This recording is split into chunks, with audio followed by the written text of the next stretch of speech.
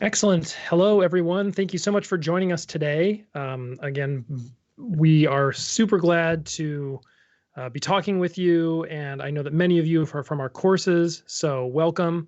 My name is Matthew. I'm one of the sort of instructional assistants with the class. Alexander is doing a lot of our tech stuff today, and Professor Impey is going to welcome you, and we'll get started with questions. Okay, well, welcome to all of you who are part of any of the online classes. This is one of our now weekly live sessions with the floor open for any question on astronomy. I'm ready. All right, the first question is from Shruti, who's on with us live. Can you please explain what makes a galaxy a certain shape? Is there a reason that our galaxy is spiral and not elliptical? It's likely that the conditions that lead to either a spiral or elliptical galaxy are established at the beginning, at the formation stage. In the simplest terms, it's a difference in the amount of rotation, because elliptical galaxies are almost symmetric in 3 dimensions, although they're always slightly elongated, to the extreme being almost like cigar-shaped. But they actually have very small amounts of net rotation, not zero, but small. Whereas the spiral galaxy, the disk component and the halo at a much lower level are always rotating. So there's more angular momentum in spiral galaxies, and it's assumed that that came about because of the initial angular momentum of the big cloud that formed the galaxy, and the fact that the spiral galaxy disk collapsed by some fairly large factor of 5 or 10 from its initial size at lower density to a smaller disk, where the collapse happened preferentially along the polar axis, so you end up with a thin disk. And within that thin disk, with differential rotation, gas clouds collide or are compressed and stars form. So you have constantly star-forming disk.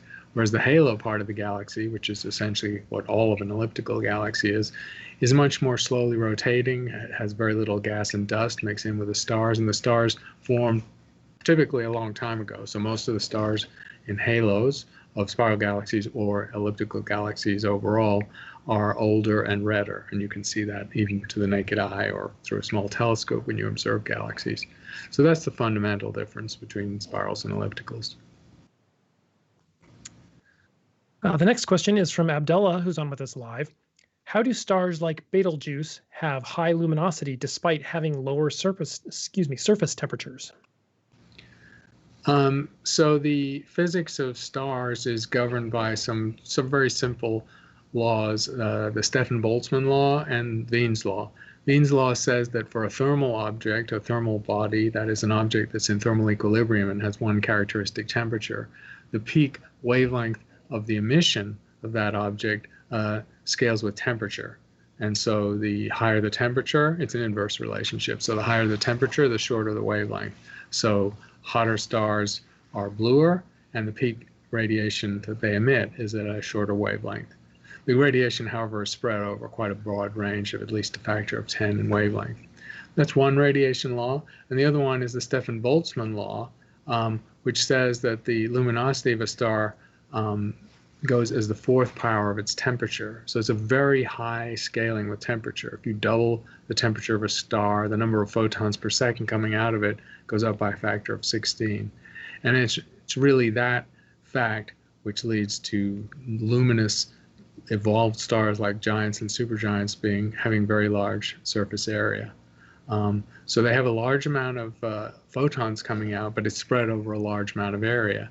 And that means the temperature of the star is not necessarily very high at its outer edge. And so we can have something like a red giant or a red supergiant star where the color is actually quite cool, corresponds to a cool temperature, but the total amount of radiation coming out is enormous because the star is enormous, has a very large surface area.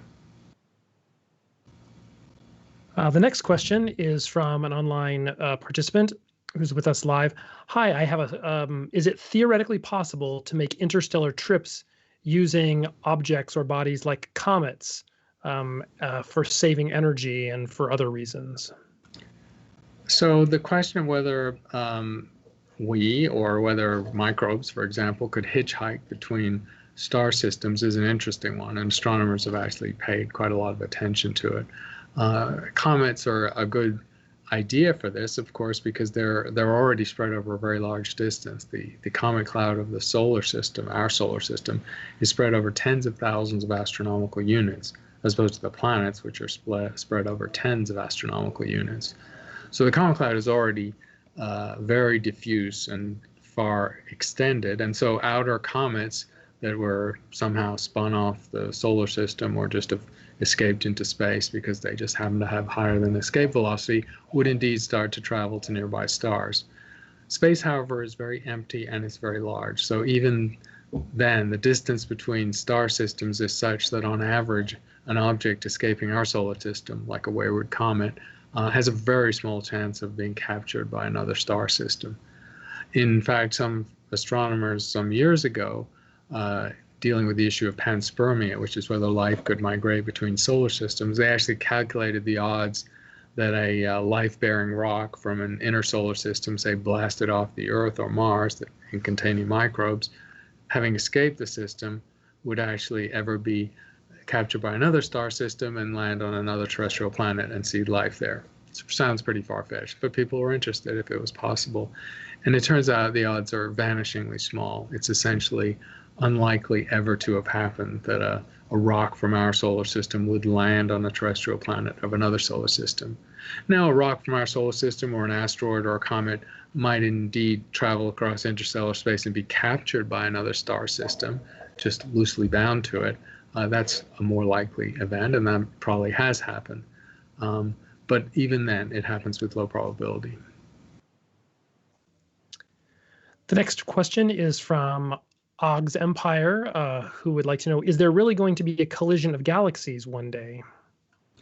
Well, it's happening all the time. So if you look out in space and through the universe, you're looking back in time, of course, to a time when galaxies were closer together and actually merging. So you can rewind through the history of galaxy formation and evolution, and galaxies evolved by mergers and acquisitions. And so we can use telescopes right now to look back in time and see galaxy mergers.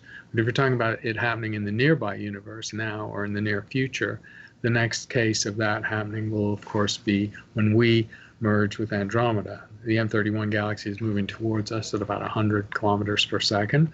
And so us and our neighboring spiral galaxy are not obeying the Hubble expansion. In other words, we're not moving away from Andromeda because Andromeda is loosely bound to the Milky Way, gravitationally bound, and will indeed merge with it in about 4 billion years. People have done the simulation of what will happen.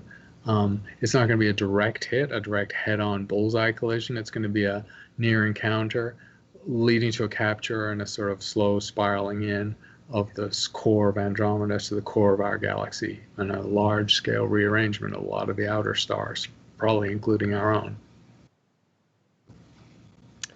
Thank you. The next question is from a live viewer. How do you define life, and what are the parameters scientists take into consideration when searching for extraterrestrial life? The definition of life is a tricky question in astronomy, and we can't feel bad as astronomers because biologists don't really know how to define it either. There's usually a list of requirements for life that it store information somehow in the form of molecular bonds, like the double helix is the information storage of our genetic material, that it utilize energy, that it be able to evolve, that is to pass on its genetic information, that it can adapt to its environment, and that it has usable energy. So the energy has to be usable and the information has to be stored and passed on. So that's the basic set of requirements. But if you notice, those requirements don't actually involve using the word cell or DNA or RNA. So it depends on how specifically you want to define life. Biologists may be inclined to define life in terms of our form of life, down to the specifics of the genetic mechanism and the information-bearing molecules.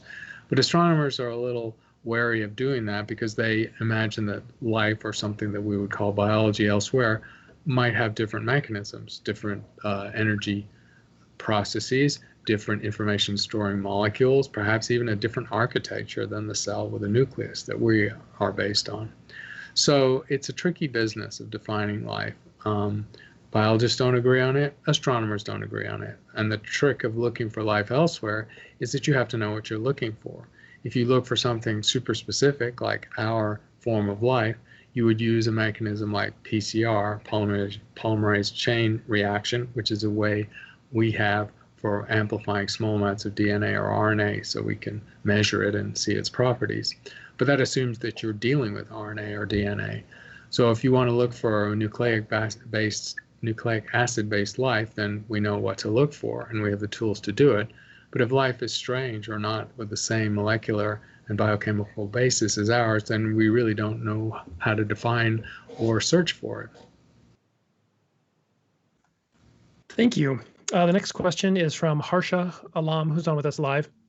I have doubts that every galaxy has a black hole in the center, because why did that black hole not swallow its own galaxy or the planets and stars included in the galaxy around it?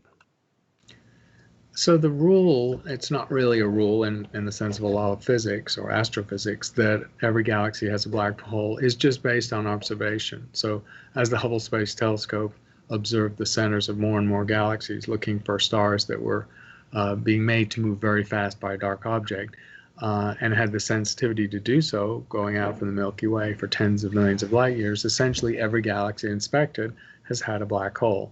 Some that did not have a black hole detected were kind of low mass or dwarf galaxies where the black hole was just very hard to detect. So far, it seems to be a pretty clear fact that galaxies all have black holes.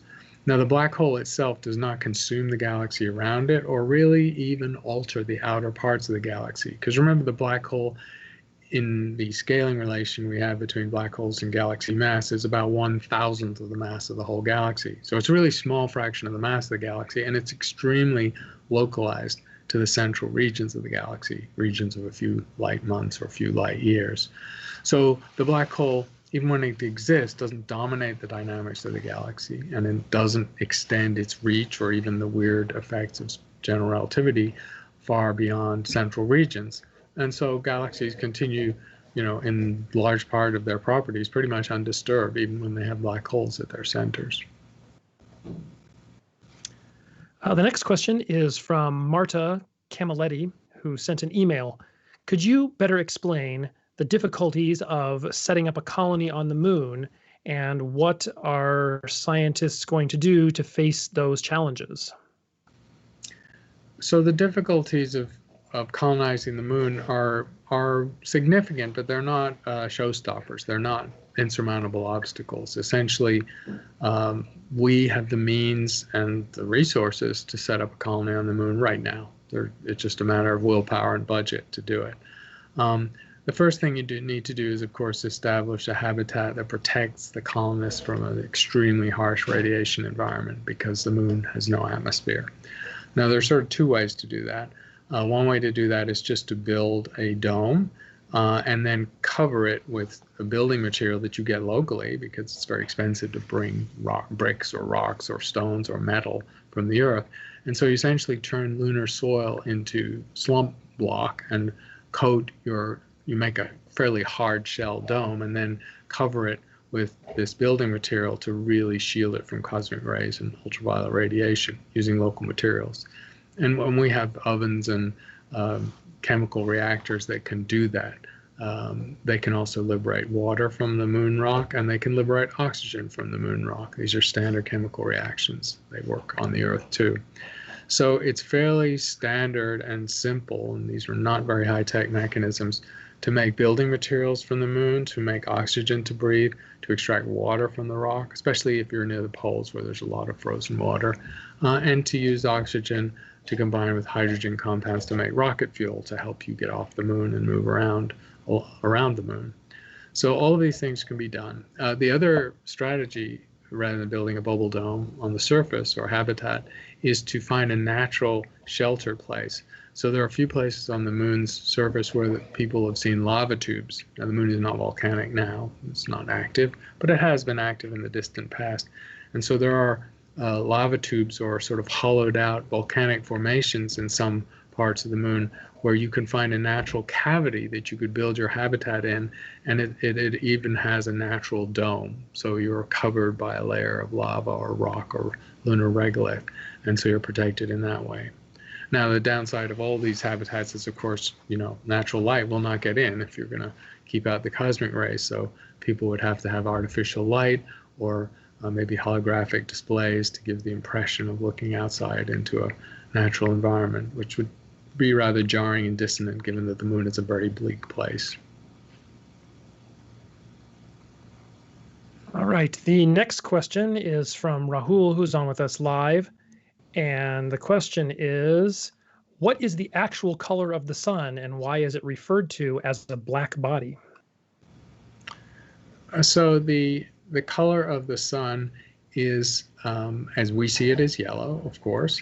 And if you actually look at the peak wavelength of the sun's radiation at its temperature of its photosphere, about 5,700 Kelvin, you would decide that the sun is a little green. I mean, that's a natural color. It doesn't mean the sun is actually green, but the peak wavelength corresponds to the green part of the optical spectrum. So that is a slightly shorter wavelength than the color that we think of as yellow for the sun. And the reason why the true color of the sun is a slightly shorter wavelength than these observed colors of the sun is that passing through the Earth's atmosphere, the radiation is reddened by dust obscuration. So the natural color, the true color of the sun, even from Earth orbit, is slightly different than from the Earth's surface. The sun is called a black body because black body essentially is a physics term to refer to any object that's in thermal equilibrium, which is to say the various parts of it are transferring energy amongst themselves and between them, such as to equalize the temperature. And the temperature at the edge of the sun, where the radiation travels freely and in straight lines towards the Earth, corresponds to this equilibrium temperature of about 5,700 Kelvin. And so that's the temperature that gives the sun its color. The next question is from Sean Kyoy, who is on with us live. Why do photons appear to behave either as a particle or a wave, depending solely on whether we observe them or not, relating to quantum physics? The mysterious nature of photons being both particle and waves was puzzling to the physicists who first saw this. This awareness came right at the beginning of the 20th century. Max Planck, of course, was the first person as a theorist who hypothesized the quantized nature of light. Light had been thought of since the time of Newton actually thought it was a particle, but from the wave experiments of Thomas Young and others in the 19th, 18th centuries, the idea of light as a wave had taken precedence. But at the turn of the century, the quantum theorists realized that light had the behavior of particles. Einstein showed, for example, that light carried energy like a little bullet, and that was his demonstration or his understanding of the photoelectric effect, for which he won the Nobel Prize, in fact, not for relativity. So Einstein and Planck showed that photons definitely had the properties of particles, and photons had already been, light had already been shown to have wave-like properties of interference and diffraction. And so this hybrid idea emerged where you sort of conceptually think of a light packet. So you imagine a little bundle of waves, maybe imagine the sine wave oscillation, which peaks in the middle and then tapers off to nothing after some distance. So the light energy is localized in some region of space, like a physical object or a particle, but it is fundamentally a wave traveling at the speed of light. So that's the way people thought of it, and they called it, for instance, a light packet to encapsulate that hybrid nature. And the century since then has been shown that this is the way we must think of light. Light, depending on the experiment, can definitely show wave-like properties, and it can definitely show particle-like properties. Both are true. The next question is from Ilse Martin, who would like to know, why did it take so many years to award the Nobel Prize for the discovery of the first exoplanet? Was there a waiting list of more deserving discoveries? That's a good question, especially because, as we know, the Nobel Prize for the gravitational wave detection took only a couple of years. It was done very quickly. I think it's not obvious what the answer is, but there's partly a cultural answer to that. For most of the history, this is a Nobel Prize in physics, and it's existed for about a century. And for most of the history of the Nobel Prize, astronomy was not really considered fair game for the Nobel Prize. So astronomy really didn't get its first Nobel Prize until the microwave background radiation was discovered. And then around the same time, the discovery of the pulsars got a Nobel Prize for Hewish and Ryle. Microwave background was Penzias and Wilson. So those were the first two Nobel Prizes awarded in what we would think of as astronomy or astrophysics. But it didn't happen until the Nobel Prize had been awarded for over half a century.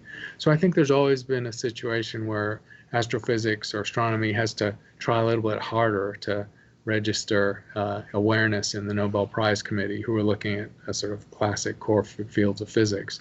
Now, since then, there have been Nobel Prizes to astronomy every 5 or 6 years on average.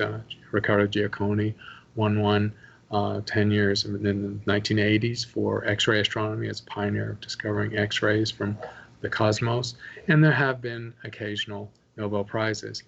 The long time for exoplanets is still, however, puzzling because it was a dramatic discovery and it was proven beyond reasonable doubt very quickly that 51 Peg was an exoplanet. And the field had obviously boomed long before the Nobel Prize was given. And even then, as we know, the Nobel Prize was not given exclusively to exoplanet discoverer. It was shared with Jim Peebles, who was a cosmologist. So they made a hybrid Nobel Prize out of it rather than just giving it for exoplanets. Thank you. The next question is from Taras, who would like to know if there is an exoplanet that we can't see directly, but we can only detect with the Doppler method. How is it possible for us to distinguish if there's only one exoplanet or if there are multiple exoplanets? Okay, well, it's a good question because it's indirect detection, so we don't see it. So how can we be sure of what we're seeing and its interpretation, and also how can we be sure it's just one or more than one? It's very beautiful and simple explanation, actually. The reason we can be sure these are exoplanet signals is the signature of an exoplanet by the Doppler method is completely simply defined. This is basically the tugging of the planet on the parent star, which causes a small eccentric motion of the star. And that Doppler wobble maps into a sinusoid of velocity variations over the period of the orbit. So we're looking for a signal that is a sinusoidal signal with a period of the sine wave equal to the period of the planet orbit and an amplitude of the sine wave that equals the amount of velocity tug on the star caused by the planet, which is an indicator of its mass. So we get the period and the mass of the exoplanet from this very characteristic signal. The other beautiful thing about this signal is the sine wave is periodic, it repeats. And so if, for instance, the data is very noisy or the planet is low mass and hard to detect, you just keep gathering more and more and more data. And in the analysis, you're essentially doing a Fourier analysis of your velocity data. And the Fourier analysis tunes to particular frequencies in the data. And it's easily able to pull them out in the presence of noise if you just keep adding more and more data and get more and more periods of the orbit. Similarly, if there's more than one planet, the principle is the same thing.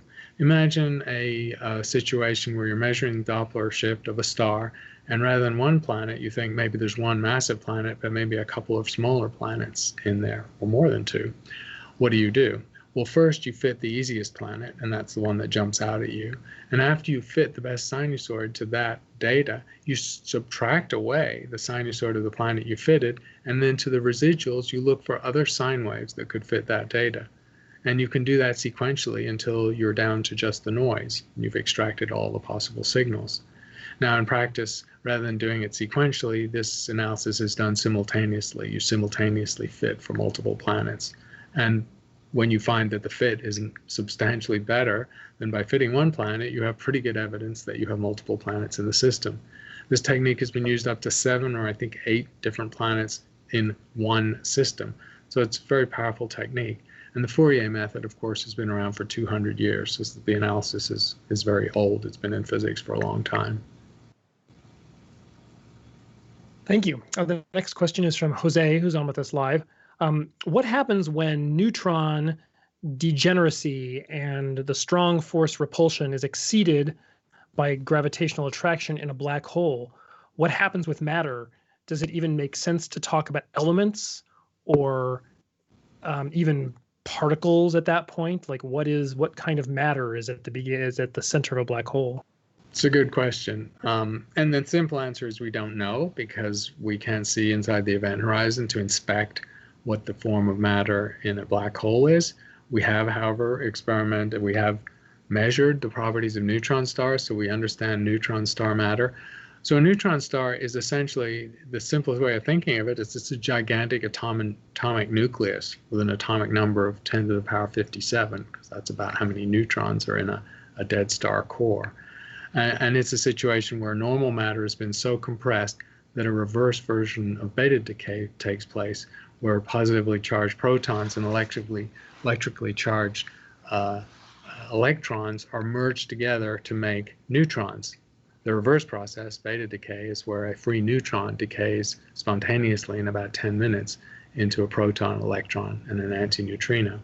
So you're with nature and pressure, you're forcing beta decay to go in the opposite direction, ending up with pure neutron material. And because the neutrons are electrically neutral, there's no electric force to stop them sitting next to each other. So we can visualize them like eggs in a crate or marbles in a jar, sitting almost touching each other. Now that's not a great analogy because these are quantum particles which have fuzzy boundaries and probabilistic definitions of their position rather than hard edges. But it's a reasonable analogy. So that's a neutron star. And a black hole is obviously a situation where the mass is larger and where the density is even greater and an event horizon appears. So what happens at that point? Are the neutrons actually being pressed into each other in a way that makes a new form of matter? Possibly. Black hole is a different form of matter because it's denser than a neutron star. And the truth is we actually can't say what form of matter it is. We can't say whether particles have individual meaning inside a black hole, once again, because we have no way of inspecting inside the event horizon. That's a slightly unsatisfying answer, but that's the nature of black holes, that we can't talk about the physical properties of what's inside.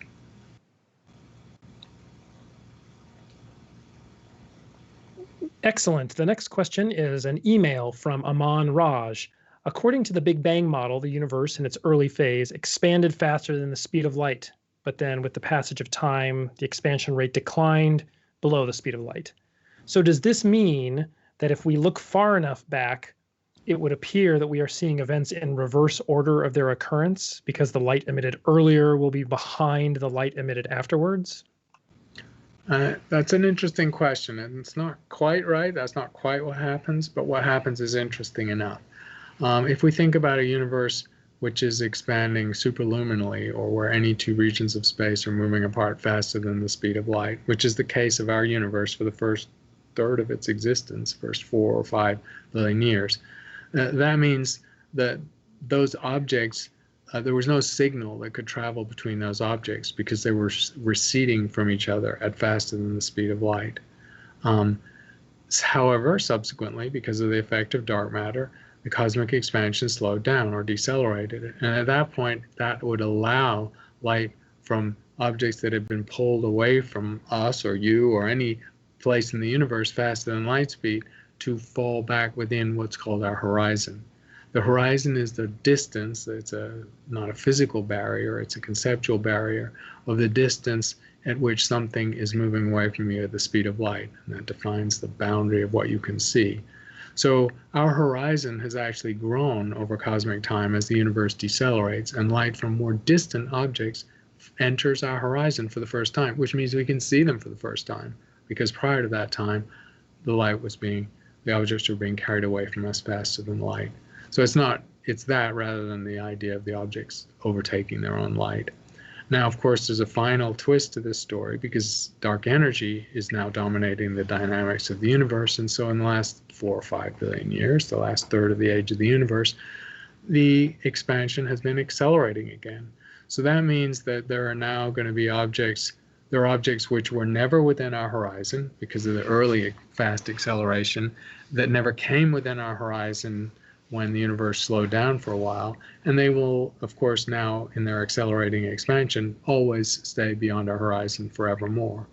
There's also a set of galaxies, and this is interesting, which were outside our horizon early on, but came within our horizon such that we could see their light for a while, and now are being dragged faster than light away from us, and so are lost from our horizon. So they're objects we will not be able to see in the future.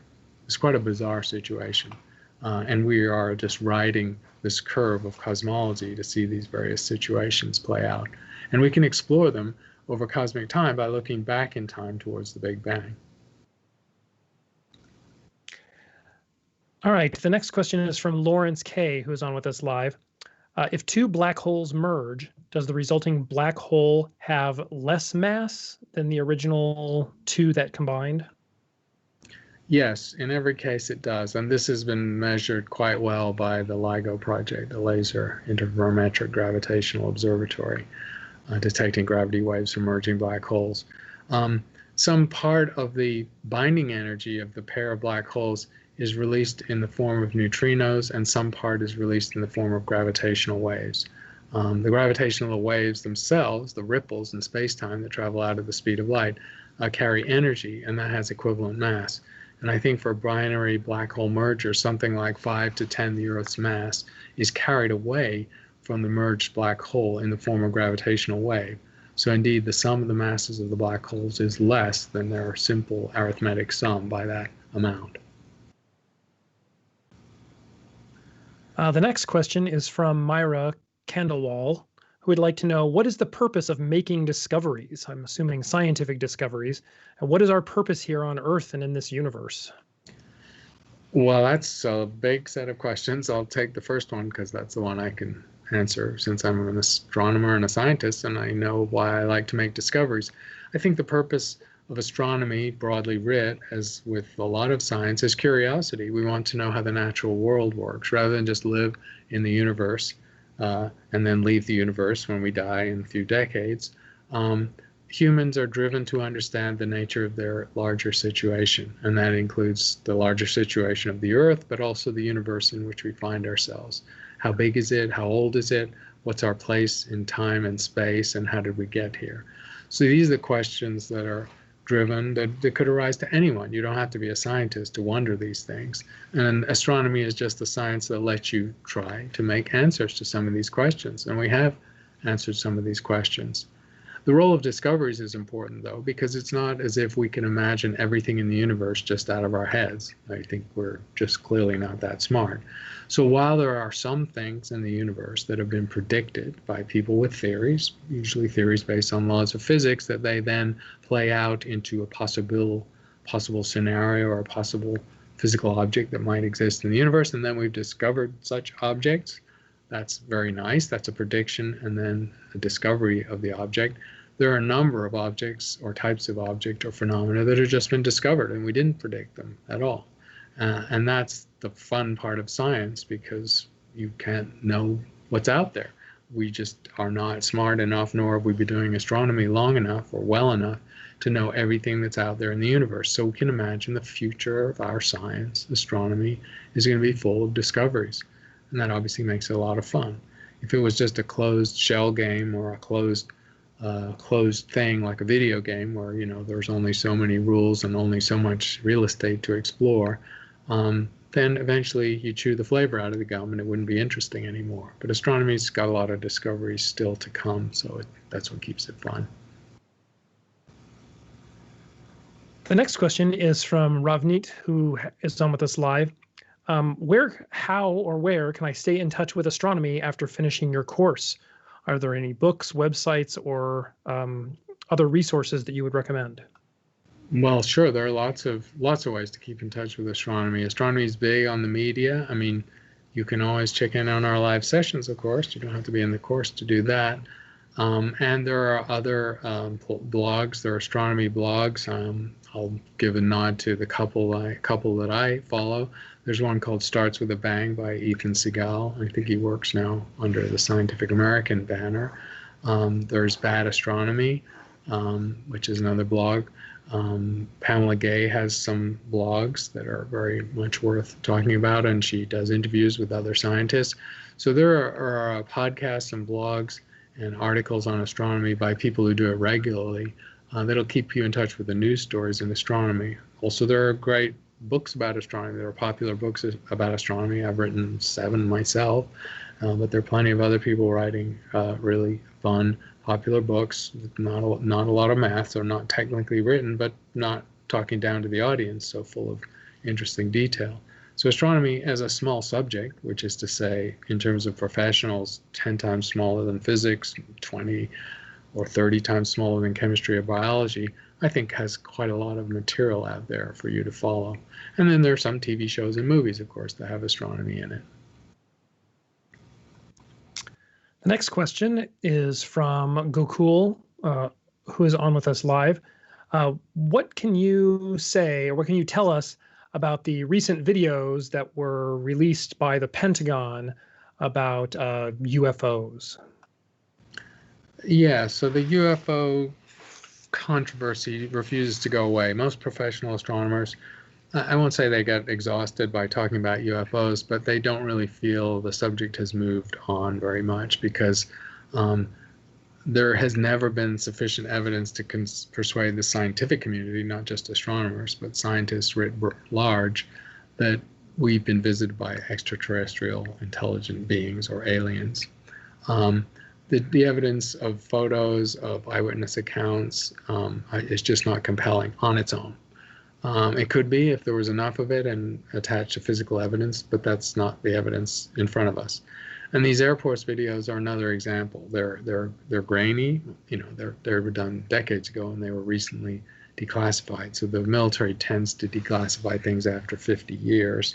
And so the Roswell episode was 1946. So there's been a series of declassifications of military investigations of UFOs. And the military have no axe to grind or no skin in the game. They're just trying to understand the phenomena that they see in the sky or their pilots report. And they don't rush to believe that they're aliens, and they don't rush to say that can't be aliens and that's a ridiculous idea. They tend to be agnostic.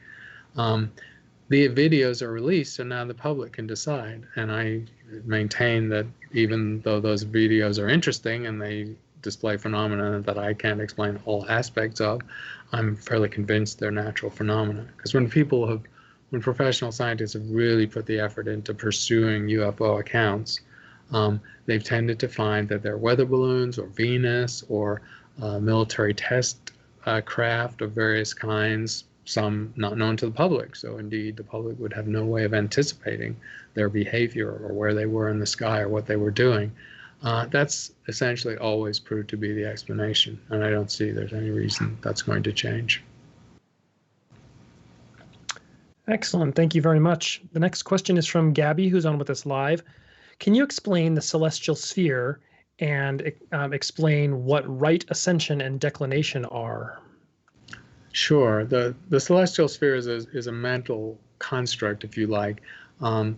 We know that we live on a spinning Earth that's orbiting the sun, and the appearance of the night sky is caused by the spinning of the Earth, and it's the migration of the stars that we can see in the night sky over the course of years caused by the orbit of the Earth around the sun. But for operational purposes, since we make our observations from the Earth, sometimes it's easy, even though astronomers all know that the Earth is not the center of the universe and is not immobile, it's easier just to think of the Earth as an object that you're looking up from and think of the sky as being on a sphere. And so the stars are projected onto something we call the celestial sphere. That celestial sphere orbits the Earth once every 24 hours, and that's how we see the stars rise and set.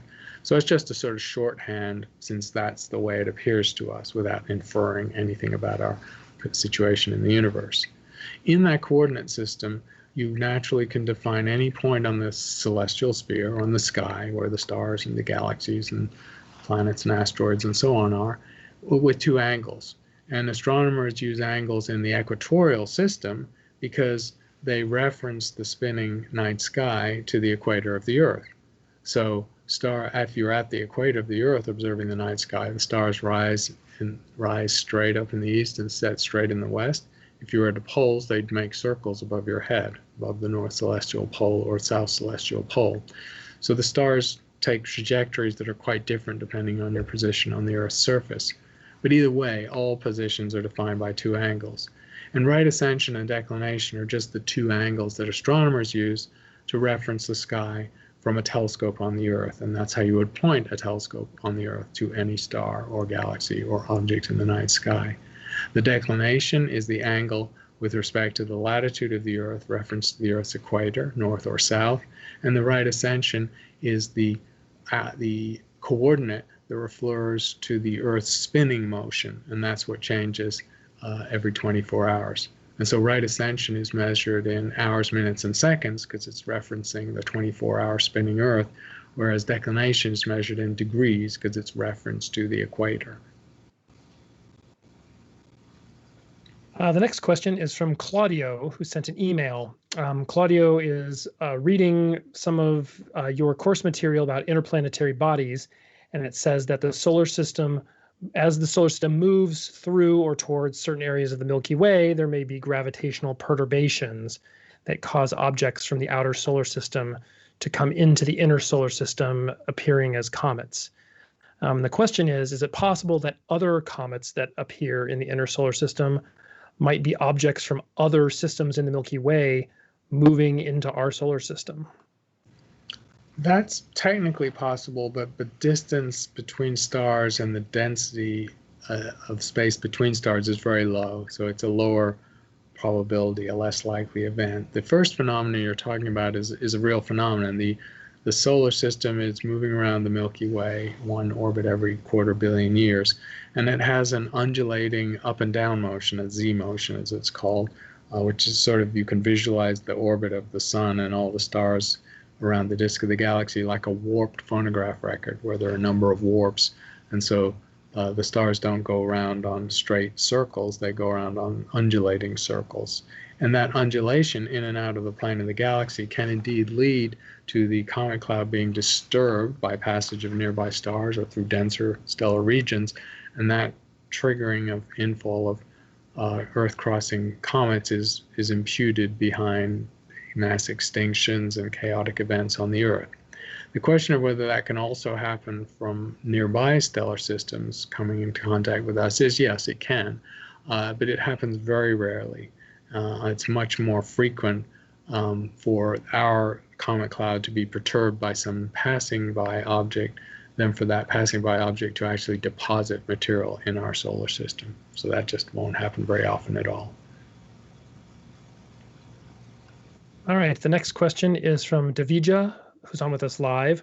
What is the importance of and what are cosmic rays? So cosmic rays are very high energy particles that come from space, and in fact they come from outside the solar system. The cosmic rays were a mystery for a long period of time. For most of the 20th century, actually, people didn't know what they were. So people started to measure cosmic rays. They also realized they were traveling at close to the speed of light, because some of these cosmic rays are actually particles that have decay times, and the decay times were being dilated by special relativity long enough that they didn't decay in the Earth's atmosphere, but actually made it to the Earth's surface. So in the mid-20th century, it was proved that these particles were traveling at close to the speed of light, so extremely energetic particles.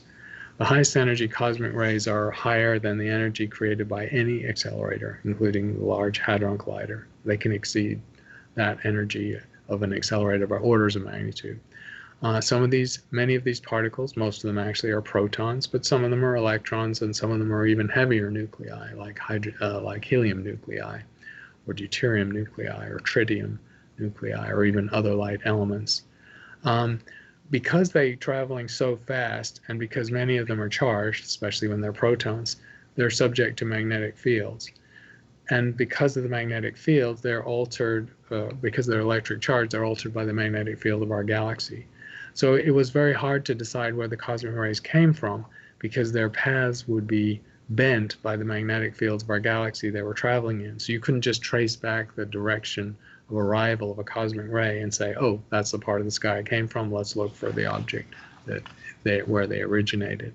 But eventually, some cosmic rays had high enough energy that they were deviated from straight lines almost negligibly, and so they could really point to their sources.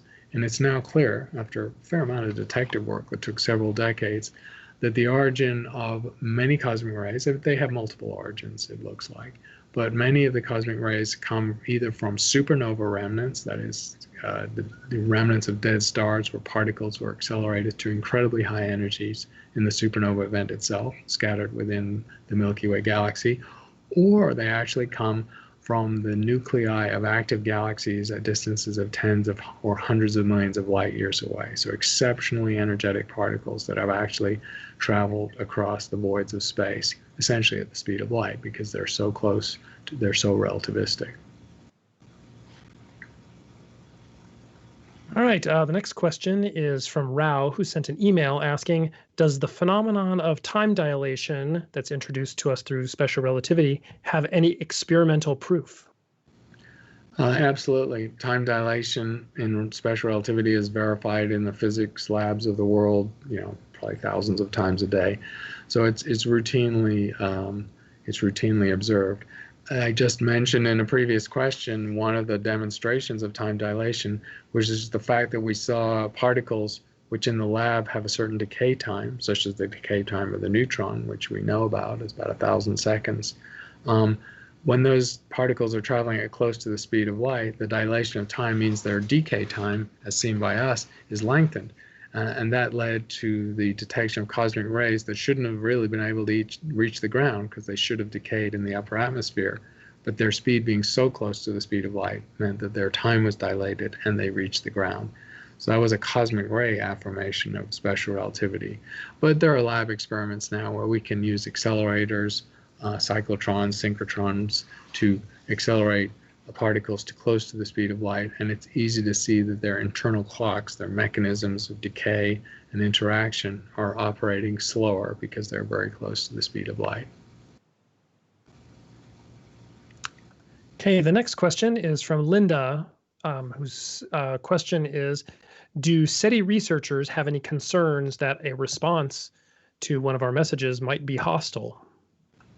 Yes, they do. And actually, the field of SETI has, had some controversy in the last few years. SETI is the search for extraterrestrial intelligence. So most SETI researchers are doing what we would call a passive experiment. They're listening for signals.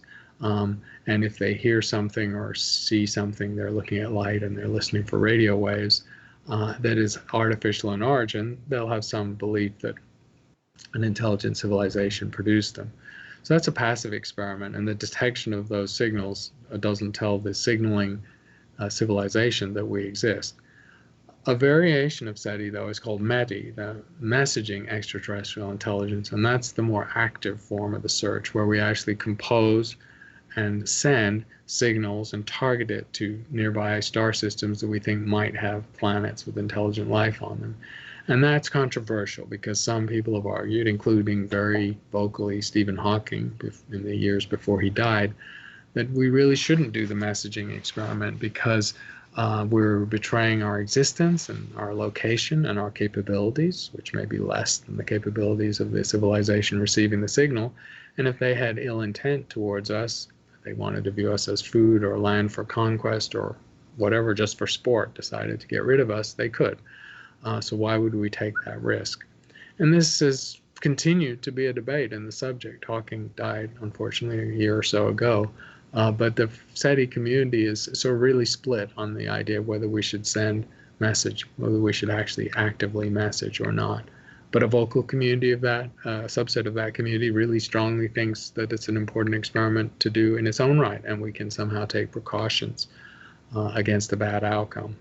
I'm not sure what part of it I believe. Obviously, it's more conservative and safer to not betray our existence with messaging, so maybe we should just stick to SETI.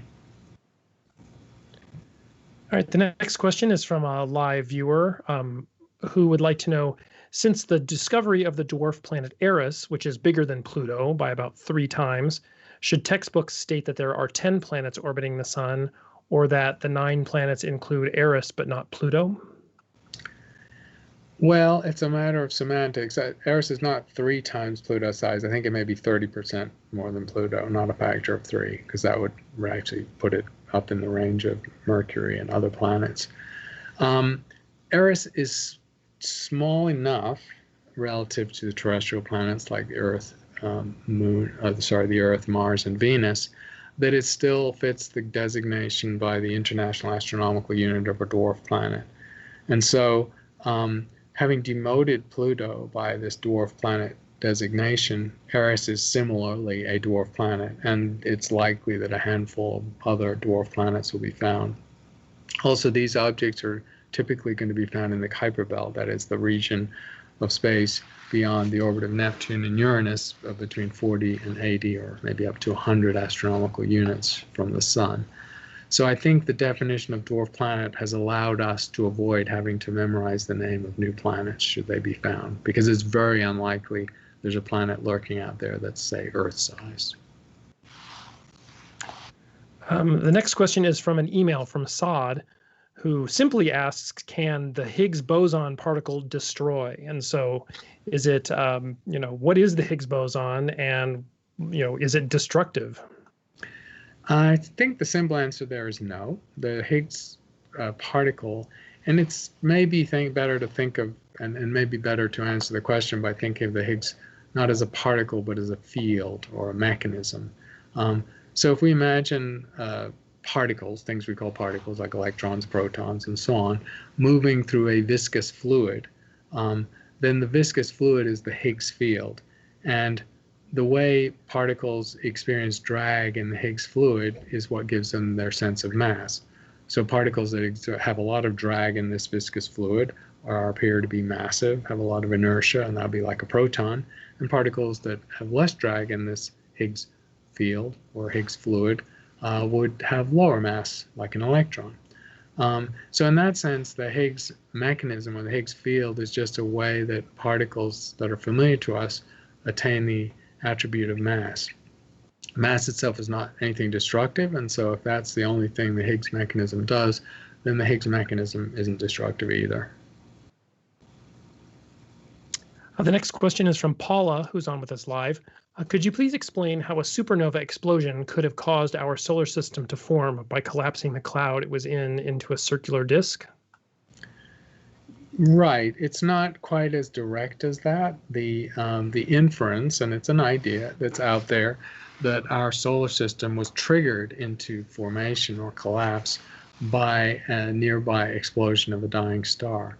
Now, why would you come up with that hypothesis? The reason that hypothesis came about is that because we've seen in the oldest pristine material we've measured the age of, to the age of the solar system, 4.54 billion years, so unaltered outer solar system material, we've seen the presence of radioactive decay products that are released in supernovae.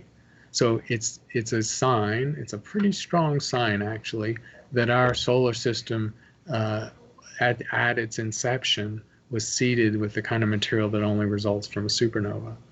Now, any star that died 4.5 billion years ago, the remnant is not going to be visible. The galaxy has rotated, has spun around, our position in the galaxy has spun around dozens of times.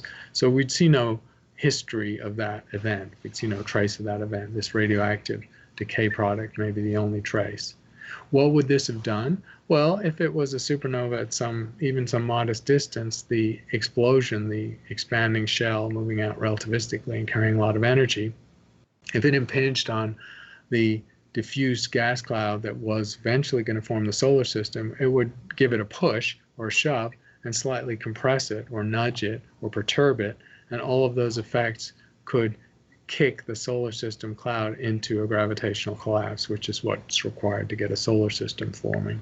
Now, you can form a solar system from a nebulous, slightly rotating gas cloud just naturally, spontaneously, gravitationally collapse, or it can have a little push and a trigger. And in this case, we think our solar system had a push. Excellent. The next question, there's actually several people who have asked about dark matter and dark energy. Can you talk a little bit about what those are? And then the specific question is, does dark energy convert into dark matter or dark matter into dark energy? So I'll answer this as the sort of relationship between dark energy and dark matter. So apart from the fact that they both have the word dark as a modifier or adjective, I don't really think there's necessarily a deep relationship between the two. They're obviously the two largest components of the physical universe, where normal matter, the stuff we're made of, is by far the third largest component and the smallest of those three. However, there's very little similarity between them in terms of the properties we do know. The dark matter, we believe, is made of a fundamental subatomic particle as yet undetected in physics labs or astrophysically that dominates normal matter by a factor of about 6.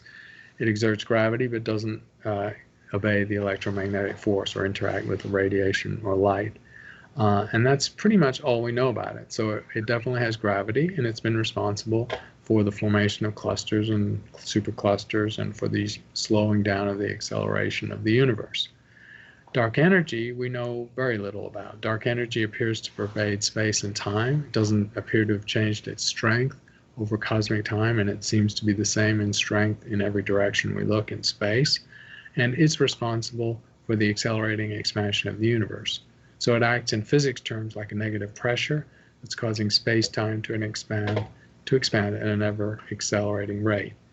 Dark energy appears to have nothing to do with the electromagnetic force, and it obviously doesn't manifest gravity. It's doing something the opposite of gravity, forcing things to move apart rather than come together.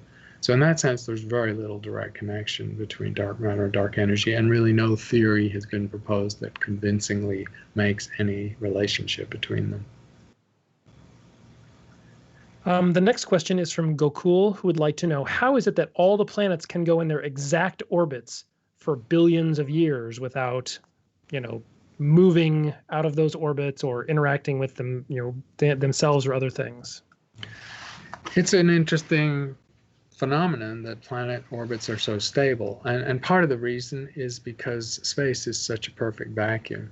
So once the planets are established and they start their orbital periods, once the solar system has been cleared out of debris. So remember that in the first 10% of the age of the solar system, the planets do not go undisturbed in their orbits. There's pretty strong indirect evidence that the positions and orbits of all 4 giant planets changed, sometimes dramatically, in the first half billion years.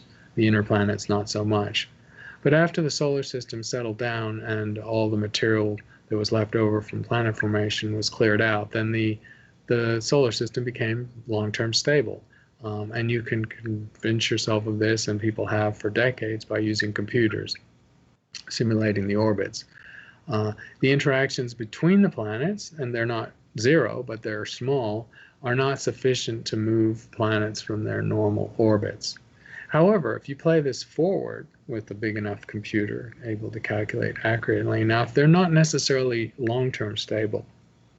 I think the longest we can be confident of the stability of the planet orbits is actually just a few billion years, maybe not much longer than the age of the sun until it becomes a red giant. There is eventually instabilities will set in. Tiny little perturbations of a planet orbit will increase, and that orbit will gradually degrade or move out. The planet will migrate inward or outward, and if it gets close enough to a massive planet, for example, it can probably be ejected from the system entirely. So long term, our planet orbits are not stable, and in fact there could be some very chaotic periods in the far future of the solar system.